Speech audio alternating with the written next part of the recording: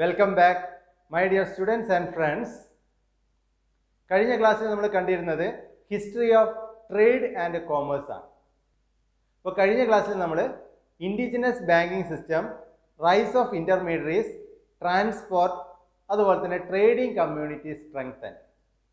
അപ്പോൾ നാലാമത്തെ പോയിന്റിൽ ട്രേഡിംഗ് കമ്മ്യൂണിറ്റി സ്ട്രെങ്തൻ എന്ന് പറയുന്നതിൽ കുറച്ച് കാര്യങ്ങൾ മാത്രമേ നമ്മൾ കഴിഞ്ഞ ക്ലാസ്സിൽ പറഞ്ഞിട്ടുള്ളൂ. അതിൻ്റെ ബാക്കി വരുന്ന കാര്യങ്ങളും അതുപോലെ തന്നെ അഞ്ചാമത്തെ പോയിന്റായ position of Indian subcontinent in world economy first AD up to 1991, ഇത്രയും കാര്യങ്ങൾ ഇന്ന് നമുക്ക് നോക്കാം. Next, merchant corporations. പണ്ട് കാലങ്ങളിൽ തന്നെ ട്രേഡേഴ്സിനും മർച്ചൻസിനും അസോസിയേഷൻസ് ഉണ്ടായിരുന്നു. ഇത്തരം ട്രേഡ് അസോസിയേഷൻസിനെ ഗിൽഡ്സ് എന്നാണ് അറിയപ്പെട്ടിരുന്നത്. ട്രേഡേഴ്സിൻ്റെ അസോസിയേഷനായ ഗിൽഡുകളുടെ പ്രവർത്തന ഫലമായി വ്യാപാര സമൂഹത്തിന് അന്തസ്സും അധികാരവും നേടിയെടുക്കാൻ സാധിച്ചു. സ്വയംഭരണ കോർപ്പറേഷനുകളായ ഇത്തരം ഗിൽഡുകൾ ഔപചാരികമായി രൂപീകരിക്കുകയും അവരുടേതായ നിയമങ്ങളും പെരുമാറ്റച്ചട്ടങ്ങളും രൂപപ്പെടുത്തുകയും ചെയ്തിരുന്നു. ഇത്തരം കാര്യങ്ങൾ രാജാക്കന്മാർ പോലും അംഗീകരിക്കേണ്ടതായിരുന്നു. ഗിൽഡ് മേധാവിക്ക് രാജാവിനോട് നേരിട്ട് ബന്ധപ്പെടുവാൻ സാധിച്ചിരുന്നു എന്നത് ഗിൽഡുകളുടെ സ്വാധീന ശക്തി എത്രമാത്രമുണ്ട് എന്ന് സൂചിപ്പിക്കുന്നവയായിരുന്നു. നമുക്ക് നോക്കാം merchant corporations. The merchant community also derived power and prestige from guilds, which were autonomous corporations formed to protect the interest of the traders. These corporations, ഇത്തരം സ്ഥാപനങ്ങൾ, ഇത്തരം ഗിൽഡുകൾ ഓർഗനൈസ്ഡ് ഓൺ ഫോർമൽ ബേസിസ്, ഔപചാരികമായിട്ടാണ് ആരംഭിച്ചത്. Framed their own rules of membership, അവരുടേതായ നിയമങ്ങൾ, എങ്ങനെ ആ ഒരു ഗിൽഡുകളിൽ membership എടുക്കാം, അതിന് അവരുടേതായ നിയമങ്ങൾ അവരുണ്ടാക്കി. And professional code of contact which even kings were supposed to accept and respect. The guild chief dealt directly with the king or tax collectors and settled the market toll on behalf of its fellow merchants. Merchant കോർപ്പറേഷനുകൾ വ്യാപാരികളുടെ താൽപ്പര്യങ്ങൾ സംരക്ഷിക്കുന്നതിനായി രൂപീകരിച്ച സ്വയംഭരണ കോർപ്പറേഷനുകളായ ഗിൽഡുകളിൽ നിന്ന് വ്യാപാര സമൂഹം അധികാരവും അന്തസ്സും നേടി. ഔപചാരിക അടിസ്ഥാനത്തിൽ സംഘടിപ്പിച്ച ഈ കോർപ്പറേഷനുകൾ അംഗത്വ നിയമങ്ങളും പ്രൊഫഷണൽ പെരുമാറ്റച്ചട്ടങ്ങളും രൂപപ്പെടുത്തി. ഇത് രാജാക്കന്മാർ പോലും അംഗീകരിക്കുകയും ബഹുമാനിക്കുകയും ചെയ്യേണ്ടതായിരുന്നു. ഗിൽഡ് മേധാവി രാജാവിനോടോ നികുതി വിഭാഗത്തോടോ നേരിട്ടിടപെട്ട് വിപണിയിലെ ടോള്, ദാറ്റ് ഈസ് ടാക്സ്, വ്യാപാരികൾക്ക് വേണ്ടി തീർപ്പാക്കി. നെക്സ്റ്റ് നമ്മൾ കാണാൻ വേണ്ടി പോകുന്നതാണ് മേജർ ട്രേഡ് സെൻറ്റേഴ്സ്. ഏതൊക്കെയായിരുന്നു major trade centres? First Pataliputra, second Peshawar, third Takshashila അല്ലെങ്കിൽ തക്ഷശില, ഇന്ദ്രപ്രസ്ഥ, മധുര, വാരാണസി, മിഥില, ഉജ്ജയിനി, സൂരത്, കാഞ്ചി, മധുര, ബ്രോച്ച്, കാവേരിപ്പട്ട അല്ലെങ്കിൽ കാവേരി പട്ടണം, തമ്രലിപ്തി. ഇത്രയാണ് പ്രധാനപ്പെട്ട ട്രേഡ് സെൻറ്റേഴ്സ് ആയിട്ട് നമുക്ക് പഠിക്കാനുള്ളത്. ഇവ ഓരോന്നും എന്താണെന്ന് നമുക്ക് നോക്കാം. ആദ്യമായിട്ട് പാടലിപുത്ര. വളരെ വിലപിടിപ്പുള്ള കല്ലുകൾ, രത്നക്കല്ലുകൾ അല്ലെങ്കിൽ വൈരക്കല്ലുകൾ വിദേശത്തേക്ക് കയറ്റുമതി ചെയ്തിരുന്ന ഒരു പ്രധാനപ്പെട്ട കമേഴ്സ്യൽ ടൗൺ ആണ് പാറ്റ്ന. ഇന്നത്തെ പാറ്റ്നയായ പാടലിപുത്ര എന്ന് പറയുന്ന സ്ഥലം. Known as Patna today. It was not only a commercial town but also a major center for export of precious stones. Pataliputra ഇന്ന് പാറ്റ്ന എന്നറിയപ്പെടുന്നു. ഇത് ഒരു വാണിജ്യ നഗരം മാത്രമല്ല, വിലയേറിയ കല്ലുകൾ കയറ്റുമതി ചെയ്യുന്നതിനുള്ള ഒരു പ്രധാന കേന്ദ്രം കൂടിയായിരുന്നു. സെക്കൻഡ്, പെഷവാർ. പെഷവാർ എന്ന് പറയുന്ന ഈ ട്രേഡ് സെന്ററിൽ കമ്പിളികൾ വളരെയേറെ എക്സ്പോർട്ട് ചെയ്തിരുന്നു, കയറ്റുമതി ചെയ്തിരുന്നു. അതുപോലെ കുതിരകളെ ഇമ്പോർട്ട് ചെയ്തിരുന്നു, ഇറക്കുമതി ചെയ്തിരുന്നു. അത് first century AD India, China, Rome ഇവർക്കിടയിൽ വളരെ സുഗമമായി ഒരുപാട് ഇടപാടുകൾ നടത്തിയ ഒരു പ്ലേസ് ആയിരുന്നു പെഷവാർ എന്ന് പറയുന്ന സ്ഥലം. It was an important exporting centre for wool and for the import of horses. It had a huge share in commercial transactions between India, China and Rome in the 1st century AD. Peshawar കമ്പിളി കയറ്റുമതി ചെയ്യുന്ന ഒരു പ്രധാന കയറ്റുമതി കേന്ദ്രവും കുതിരകളെ ഇറക്കുമതി ചെയ്യുന്ന കേന്ദ്രവും ആയിരുന്നു ഇത്. 1-ാം നൂറ്റാണ്ട് AD-യിൽ ഇന്ത്യയും ചൈനയും റോമും തമ്മിലുള്ള വാണിജ്യ ഇടപാടുകളിൽ ഇതിന് വലിയ പങ്കുണ്ടായിരുന്നു. നെക്സ്റ്റ് തക്ഷില അല്ലെങ്കിൽ തക്ഷശില. ഇന്ത്യയും സെൻട്രൽ ഏഷ്യയും തമ്മിൽ കരമാർഗം വ്യാപാരം നടത്തിയിരുന്ന ഒരു പ്രധാനപ്പെട്ട ട്രേഡ് സെൻ്ററാണ് തക്ഷില അല്ലെങ്കിൽ തക്ഷശില എന്ന് പറയുന്നത്. ആ ഒരു സിറ്റിയിൽ ഫിനാൻഷ്യൽ അതുപോലെ തന്നെ കമേഴ്സ്യൽ ബാങ്കുകളുടെ ഡെവലപ്മെൻറ്റ് വളരെ ഏറെ ഉണ്ടായി. അത്തരം ബാങ്കിങ് ഡെവലപ്മെൻറ്റ് ഉള്ളത് കൊണ്ട് തന്നെ വ്യാപാരികൾ കൂടുതൽ വ്യാപാരം ചെയ്യാനും അവർക്ക് കൂടുതൽ ലോണുകൾ കിട്ടാനും അങ്ങനെ വ്യാപാരം പരിപോഷിപ്പിക്കാനും അവർക്ക് വളരെയേറെ സാധിച്ചു എന്നുള്ളതാണ് പ്രധാനപ്പെട്ടത്. It is served as a major centre on the important land route between India and Central Asia. It was also a city of financial and commercial banks. Takshashila ഇന്ത്യയും മധ്യേഷ്യയും തമ്മിലുള്ള പ്രധാനപ്പെട്ട കരഗതാഗത കേന്ദ്രമായി ഇത് പ്രവർത്തിച്ചു. സാമ്പത്തിക വാണിജ്യ ബാങ്കുകളുടെ നഗരം കൂടിയായിരുന്നു ഇത്. Next Indraprastha. East, west, south and north ഇതിൻ്റെ ഒരു ജംഗ്ഷൻ ആയിരുന്നു ഇന്ദ്രപ്രസ്ഥ എന്ന് പറയാം. അതുകൊണ്ട് തന്നെ വ്യാപാരം വളരെയേറെ കൂടുതലായിരുന്നു ഇന്ദ്രപ്രസ്ഥയിൽ ഉണ്ടായിരുന്നത്. ഇന്ദ്രപ്രസ്ഥയിൽ നിന്ന് സാധനങ്ങൾ വളരെ ഈസി ആയിട്ട് ഈസ്റ്റിലേക്കും വെസ്റ്റിലേക്കും സൗത്തിലേക്കും നോർത്തിലേക്കും അയക്കാൻ സാധിക്കുമായിരുന്നു. അത്രയേറെ റോഡ് സൗകര്യങ്ങൾ ഇന്ദ്രപ്രസ്ഥയിൽ ഉണ്ടായിരുന്നു. It was the commercial junction on the royal road where most routes leading to the east, west, south and north converge.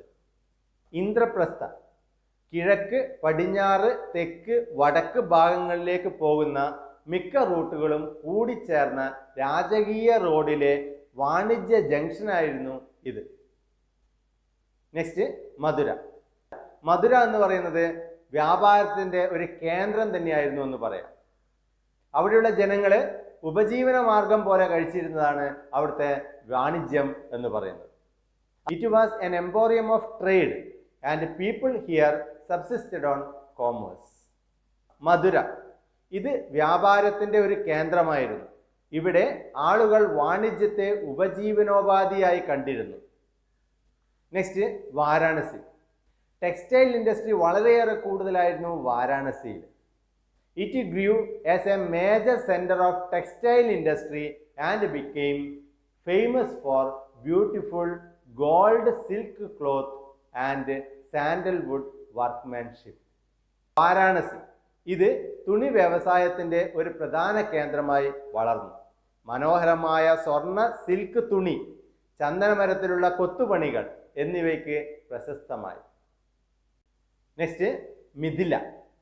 South ചൈനയിൽ പ്രധാനമായിട്ട് യുനാൻ എന്ന് പറയുന്ന പ്രദേശങ്ങളിൽ ട്രേഡിംഗ് കോളനീസ് സ്ഥാപിച്ചുകൊണ്ട് മിഥില വളരെയേറെ പ്രശസ്തമായി. Mithila established trading colonies in South China, especially in Yunnan. തെക്കൻ ചൈനയിൽ പ്രത്യേകിച്ച് യുനാനിൽ മിഥില വ്യാപാര കോളനികൾ സ്ഥാപിച്ചു. നെക്സ്റ്റ് ഉജ്ജയിൻ. ഉജ്ജയിൻ എന്ന് പറയുന്നത് പ്രധാനമായിട്ടും തുണിത്തരങ്ങൾക്കായിരുന്നു പ്രശസ്തി ആർജിച്ചത്. Different types of clothes were exported from Ujjain to different centres. ഉജ്ജയിനിൽ നിന്ന് വിവിധ കേന്ദ്രങ്ങളിലേക്ക് വിവിധ തരം തുണികൾ കയറ്റുമതി ചെയ്തു. നെക്സ്റ്റ് സൂരത്ത്. മുഗൾ കാലഘട്ടങ്ങളിലും മറ്റും പാശ്ചാത്യ വ്യാപാരത്തിൽ വളരെയേറെ സ്ഥാനമുണ്ടായിരുന്നു സൂറത്ത് എന്ന് പറയുന്ന സ്ഥലത്ത്. ടെക്സ്റ്റൈൽസ് എന്ന് പറയുന്നത് സൂരത്ത് എന്ന് പറയുന്ന സ്ഥലത്തിൻ്റെ വളരെ പ്രധാനപ്പെട്ട ഒരു ഐറ്റമായിരുന്നു. ഗോൾഡ് ബോർഡേഴ്സ്, ഗോൾഡ് കളറിലുള്ള ബോർഡർ വെച്ചുകൊണ്ടുള്ള സാരികൾ, അത് സൂറത്തിൻ്റെ ഒരു പ്രത്യേകതയായിരുന്നു. It was the emporium of western trade during the Mughal period. Textiles of Surat were famous for their gold borders, that is sari. Mughal കാലഘട്ടത്തിൽ പാശ്ചാത്യ വ്യാപാരത്തിൻ്റെ എംപോറിയമായിരുന്നു ഇത്. സൂറത്തിലെ തുണിത്തരങ്ങൾ, സ്വർണ്ണക്കരകൾ കൊണ്ട് പ്രശസ്തമായിരുന്നു, പ്രധാനമായിട്ട് സാരികളും മറ്റുമൊക്കെ. നെക്സ്റ്റ് കാഞ്ചി. കാഞ്ചി അല്ലെങ്കിൽ കാഞ്ചീപുരം എന്ന് പറയുന്ന പ്രദേശത്തേക്ക് ചൈനക്കാര് ഷിപ്പുകളിൽ വന്ന് അവിടെ നിന്നും പേള്, ഗ്ലാസ്, അതുപോലെ തന്നെ വിലപിടിപ്പുള്ള കല്ലുകൾ, ഇത്തരം വസ്തുക്കളൊക്കെ വാങ്ങിക്കൊണ്ടുപോകുമായിരുന്നു. അതുപോലെ തന്നെ അവര് ഗോൾഡ്, സിൽക്ക് പോലുള്ള വസ്തുക്കൾ അവിടെ വിറ്റഴിക്കുകയും ചെയ്തിരുന്നു. Today known as Kanchipuram. Chinese used to come in foreign ships to purchase pearl, glass and rare stones, and in return they sold gold and silk. കാഞ്ചി ഇന്ന് കാഞ്ചീപുരം എന്നറിയപ്പെടുന്നു. ചൈനീസ് വിദേശ കപ്പലുകളിൽ മുത്തുകൾ, ഗ്ലാസ്, അപൂർവ കല്ലുകൾ എന്നിവ വാങ്ങാറുണ്ടായിരുന്നു. പകരം അവർ സ്വർണവും പട്ടുവിൽപ്പനയും നടത്തി. Next Madurai. It was the capital of the Pandyas who collected the pearl fisheries of the Gulf of Mannar. Mannar ഉൾക്കടലിന്റെ മുത്തു മത്സ്യബന്ധനം നിയന്ത്രിച്ച പാണ്ഡ്യരുടെ തലസ്ഥാനമായിരുന്നു ഇത്. നെക്സ്റ്റ് ബ്രോച്ച്. നർമ്മദ നദിക്ക് അരികിലായിട്ടായിരുന്നു ബ്രോച്ച് എന്ന് പറയുന്ന നഗരം സിറ്റുവേറ്റ് ചെയ്തിരുന്നത്. വെസ്റ്റേൺ ഇന്ത്യയിലെ വ്യാപാരത്തിന്റെ ഒരു പ്രധാനപ്പെട്ട കേന്ദ്രമായിരുന്നു ബ്രോച്ച് എന്ന് പറയുന്ന പ്രദേശം. It was the greatest seat of commerce in western India. It was situated on the banks of river Narmada. പശ്ചിമ ഇന്ത്യയിലെ വാണിജ്യത്തിന്റെ ഏറ്റവും വലിയ ഇടമായിരുന്നു ഇത്. ഇത് നർമ്മദ നദിയുടെ തീരത്ത് സ്ഥിതി ചെയ്യുന്നു. നെക്സ്റ്റ് കാവേരിപ്പട്ട. കാവേരിപ്പട്ട എന്നുള്ളത് ഇപ്പോൾ കാവേരി പട്ടണം എന്നറിയപ്പെടുന്നു. മിക്കവാറും വിദേശ വ്യാപാരികൾക്ക് അവരുടെ ഒരു ആസ്ഥാനം ഈ നഗരത്തുണ്ടായിരുന്നു എന്നുള്ളതാണ് ചരിത്രം രേഖപ്പെടുത്തിയിരിക്കുന്നത്. അതുപോലെ ഫാർ ഈസ്റ്റ് പ്രദേശങ്ങളുമായിട്ടുള്ള വ്യാപാരത്തിന് ഈ കാവേരിപ്പട്ട എന്ന് പറയുന്ന പ്രദേശം വളരെയേറെ സഹായിച്ചു. സുഗന്ധദ്രവ്യങ്ങൾ, സൗന്ദര്യ വർദ്ധക വസ്തുക്കൾ, സുഗന്ധങ്ങൾ, പട്ട്, കമ്പിളി, കോട്ടൺ, പവിഴങ്ങൾ, മുത്തുകൾ, സ്വർണം, വിലയേറിയ കല്ലുകൾ എന്നിവയുടെ വ്യാപാര കേന്ദ്രമായിരുന്നു ഇത് എന്ന് ചരിത്രം രേഖപ്പെടുത്തുന്നു. It is also known as Kaveri Pattanam. Foreign traders had their headquarters in this city. It was a convenient place for trade in Malaysia, Indonesia, China and the Far East. It was the center of trade for perfumes, cosmetics, scents, silk, wool, cotton, corals, pearl, gold and precious stones. ഇത് കാവേരി പട്ടണം എന്നും അറിയപ്പെടുന്നു. വിദേശ വ്യാപാരികൾക്ക് അവരുടെ ആസ്ഥാനം ഈ നഗരത്തിലുണ്ടായിരുന്നു. Malaysia, Indonesia, China, far east എന്നിവയുമായുള്ള വ്യാപാരത്തിന് ഇത് ഒരു സൗകര്യപ്രദമായ സ്ഥലമായിരുന്നു. സുഗന്ധദ്രവ്യങ്ങൾ, സൗന്ദര്യവർദ്ധക വസ്തുക്കൾ, സുഗന്ധങ്ങൾ, പട്ട്, കമ്പിളി, കോട്ടൺ, പവിഴങ്ങൾ, മുത്തുകൾ, സ്വർണം, വിലയേറിയ കല്ലുകൾ എന്നിവയുടെ വ്യാപാര കേന്ദ്രമായിരുന്നു ഇത്. ഇനി ലാസ്റ്റ് വരുന്നതാണ് തമ്രലിപ്തി. പടിഞ്ഞാറൻ വിദൂര കിഴക്കൻ പ്രദേശങ്ങളുമായി ബന്ധപ്പെട്ടിരുന്ന ഏറ്റവും വലിയ ഒരു തുറമുഖമായിരുന്നു തമ്രലിപ്തി എന്ന് പറയുന്നത്. It was one of the greatest ports connecting both by sea and land with the west and the far east. പടിഞ്ഞാറൻ വിദൂര കിഴക്കൻ പ്രദേശങ്ങളുമായി കടലും കരയും ബന്ധിപ്പിച്ച ഏറ്റവും വലിയ തുറമുഖങ്ങളിൽ ഒന്നായിരുന്നു ഇത്. Next major exports and imports. എന്തൊക്കെയായിരുന്നു പ്രാചീന കാലങ്ങളിൽ നമ്മൾ പ്രധാനമായിട്ട് കയറ്റുമതി ചെയ്തിരുന്ന ഉൽപ്പന്നങ്ങൾ, അതുപോലെ ഇറക്കുമതി ചെയ്തിരുന്ന ഉൽപ്പന്നങ്ങൾ എന്തൊക്കെയായിരുന്നു എന്ന് നമുക്ക് നോക്കാം. Exports consist of spices, wheat, sugar, indigo, opium, sesame oil, cotton, parrot, live animals and animal products. പ്രധാനമായിട്ടുള്ള കയറ്റുമതികൾ എന്ന് പറയുന്നത് സുഗന്ധ വ്യഞ്ജനങ്ങൾ, ഗോതമ്പ്, പഞ്ചസാര, നീലം, കറുപ്പ്, എള്ളെണ്ണ, കോട്ടൺ, തത്തകൾ, മൃഗങ്ങൾ, മൃഗ ഉൽപ്പന്നങ്ങൾ എന്നിവയൊക്കെ ആയിരുന്നു. Imports include horses, animal products, Chinese silk, linen, wine, gold, silver, tin, copper, lead, rubies, coral, glass, amber etcetera. പ്രധാനപ്പെട്ട ഇറക്കുമതി വസ്തുക്കൾ എന്ന് പറയുന്നത് കുതിരകൾ, മൃഗ ഉൽപ്പന്നങ്ങൾ, ചൈനീസ് സിൽക്ക്, ചണം, വൈൻ, സ്വർണം, വെള്ളി, ടിൻ, ചെമ്പ്, ഈയം, മാണിക്യങ്ങൾ, പവിഴം, ഗ്ലാസ്, കുന്തിരിക്കം എന്നിവ ഉൾപ്പെടുന്നു. നെക്സ്റ്റ് നമ്മൾ നോക്കാൻ വേണ്ടി പോകുന്നത് അഞ്ചാമത്തെ പോയിന്റ് ആണ്, position of Indian subcontinent in the world economy first AD up to 1991. Between the 1st and 7th centuries, India is estimated to have the largest economy of the ancient and medieval world. It controlled about 1/3 and 1/4 of the world's wealth. The country was often referred to as Swarnabhumi and Swarndeep. 7th AD വരെ India എന്ന് പറയുന്നത് വളരെ rich ആയിട്ടുള്ള പ്രദേശമായിരുന്നു. വിദേശികൾ ഇന്ത്യയെ സ്വർണഭൂമി അല്ലെങ്കിൽ സ്വർണദ്വീപ് എന്നാണ് വിശേഷിപ്പിച്ചിരുന്നത്. ലോകത്തിലെ മൊത്തം വെൽത്തിലെ 1/3 അല്ലെങ്കിൽ 1/4 എന്ന് പറയുന്നത് ഇന്ത്യയിലായിരുന്നു. അത്രയേറെ ധനികമായ ഒരു പ്രദേശമായിരുന്നു ഇന്ത്യ എന്ന് പറയുന്നത്. The pre-colonial period in Indian history was an age of prosperity for Indian economy. കൊളോണിയലിസത്തിന് മുൻപുള്ള കാലഘട്ടം എന്ന് പറയുന്നത് ഇന്ത്യൻ എക്കോണമിയെ സംബന്ധിച്ചിടത്തോളം വളരെയേറെ അഭിവൃദ്ധിയുടെ നാളുകളായിരുന്നു. അത്രയേറെ വെൽത്തി രാജ്യമായിരുന്നു നമ്മുടെ ഇന്ത്യ എന്ന് പറയുന്നത്.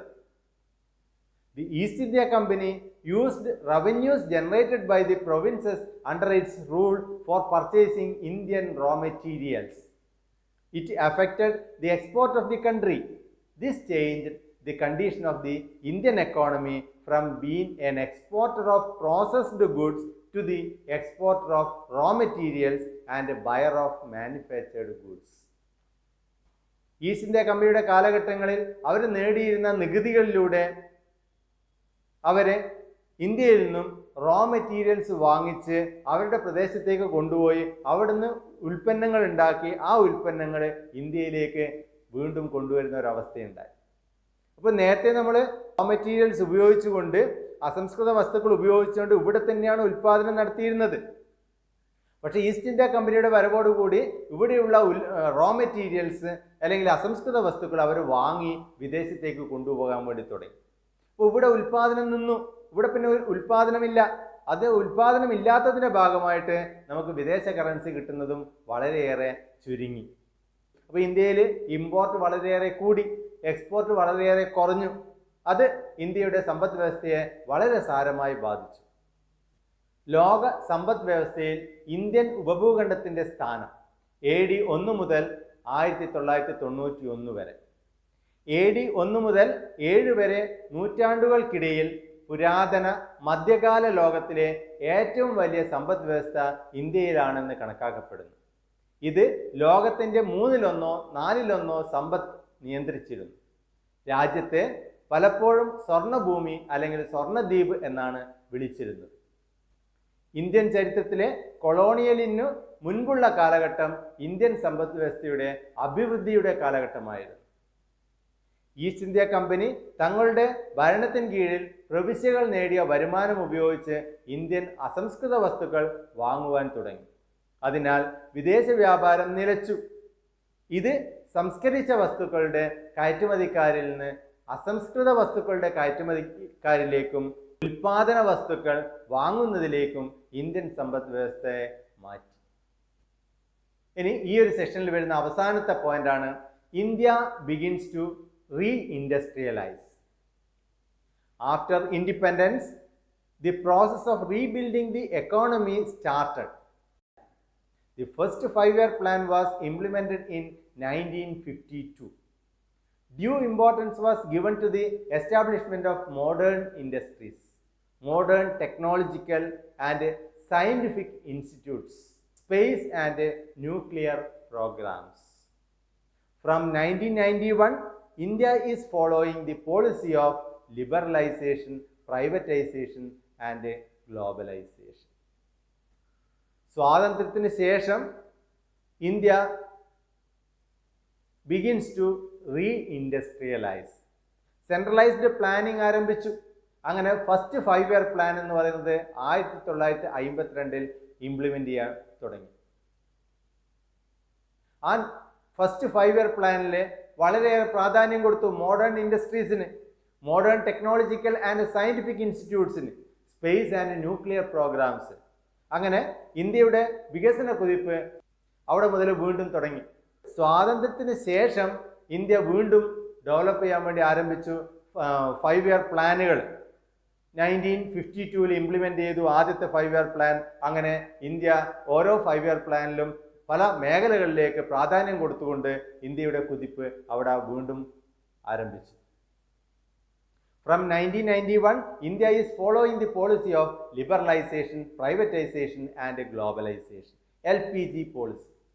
1991 ഇന്ത്യ LPG പോളിസി അഡോപ്റ്റ് ചെയ്തു. ലിബറലൈസേഷൻ, പ്രൈവറ്റൈസേഷൻ ആൻഡ് ഗ്ലോബലൈസേഷൻ എന്ന് പറയുന്ന പോളിസി നിങ്ങൾ കേട്ടിട്ടുണ്ടാവും. Liberalisation, privatisation and globalisation.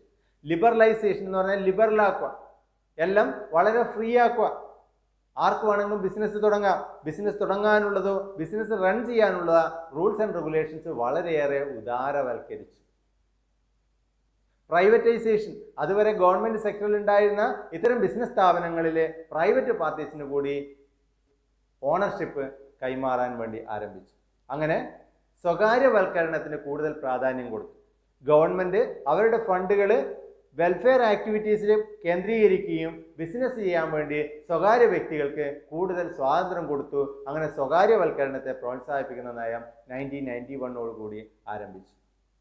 അതുപോലെ തന്നെ ഗ്ലോബലൈസേഷൻ, ഈ ഗ്ലോബ് മുഴുവനും, ഈ ലോകം മുഴുവനും ഒന്നാണ് എന്നുള്ളതാണ് ഗ്ലോബലൈസേഷന്റെ സത്ത. ആഗോളവൽക്കരണം, നമുക്ക് നമ്മുടെ ഉൽപ്പന്നങ്ങൾ വിദേശത്ത് കൊണ്ടുപോയി വിൽക്കാനും വിദേശത്തുള്ള ഉൽപ്പന്നങ്ങളെ നമ്മുടെ രാജ്യത്ത് കൊണ്ടുവന്ന് വിൽക്കാനും ഉള്ള റൂൾസ് ആൻഡ് റെഗുലേഷൻസ് വളരെയേറെ ലഘൂകരിച്ചു എന്നുള്ളതാണ് 1991 പോളിസിയോടുകൂടി ഇന്ത്യയിൽ ഉണ്ടായത്. The recent initiatives of the Government of India, such as Making India, Skill India, Digital India, and rollout of the Foreign Trade Policy (FTP 2015-20), is expected to help the economy in terms of exports and imports and trade balance. അടുത്ത കാലത്തായിട്ട് India government കൊണ്ടുവന്ന പല പ്രൊജക്റ്റുകളും making India, skill India, digital India, roll out of foreign trade policy തുടങ്ങിയ ഇത്തരം പ്രധാനപ്പെട്ട കാര്യങ്ങളിലൂടെ Indian എക്കോണമിയിൽ പുതിയൊരു ഉണർവ് ഉണ്ടാക്കാൻ വേണ്ടി സാധിക്കുമെന്നുള്ള പ്രതീക്ഷയാണ് ഇപ്പോഴുള്ളത്. നോക്കാം, ഇന്ത്യ വ്യാവസായികമായ പുനരുജ്ജീവനം ആരംഭിക്കുന്നു. സ്വാതന്ത്ര്യാനന്തരം സമ്പദ് വ്യവസ്ഥയുടെ പുനർനിർമ്മാണ പ്രക്രിയ ആരംഭിക്കുകയും ഇന്ത്യ കേന്ദ്രീകൃത ആസൂത്രണം നടപ്പിലാക്കുകയും ചെയ്തു. ആദ്യത്തെ പഞ്ചവത്സര പദ്ധതി 1952 നടപ്പിലാക്കി. ആധുനിക വ്യവസായങ്ങൾ, ആധുനിക സാങ്കേതിക ശാസ്ത്ര സ്ഥാപനങ്ങൾ, ബഹിരാകാശ ആണവ പദ്ധതികൾ എന്നിവ സ്ഥാപിക്കുന്നതിന് പ്രാധാന്യം നൽകി. 1991 മുതൽ ഇന്ത്യ ഉദാരവൽക്കരണം, സ്വകാര്യവൽക്കരണം, ആഗോളവൽക്കരണം, LPG നയമാണ് ഫോളോ ചെയ്യുന്നത്. ഇന്ത്യ ഗവൺമെന്റ് സമീപകാല പ്രവർത്തനങ്ങളായ making India, skill India, digital India, വിദേശ വ്യാപാര നയത്തിന്റെ മാറ്റങ്ങൾ എന്നിവ കയറ്റുമതിയുടെയും ഇറക്കുമതിയുടെയും കാര്യത്തിൽ സമ്പദ് വ്യവസ്ഥയെ സഹായിക്കുമെന്ന് പ്രതീക്ഷിക്കുന്നു. ഇതോടുകൂടി ഇന്നത്തെ ക്ലാസ് ഇവിടെ അവസാനിക്കുകയാണ്. ഈ ക്ലാസ് നിങ്ങൾക്ക് ഇഷ്ടപ്പെട്ടെങ്കിൽ നിങ്ങൾ സബ്സ്ക്രൈബ് ചെയ്യുക, ഷെയർ ചെയ്യുക, കമൻറ്റ് ചെയ്യുക. അടുത്ത ക്ലാസ്സിൽ കാണുന്നത് വരെ എല്ലാവർക്കും നന്ദി, നമസ്കാരം.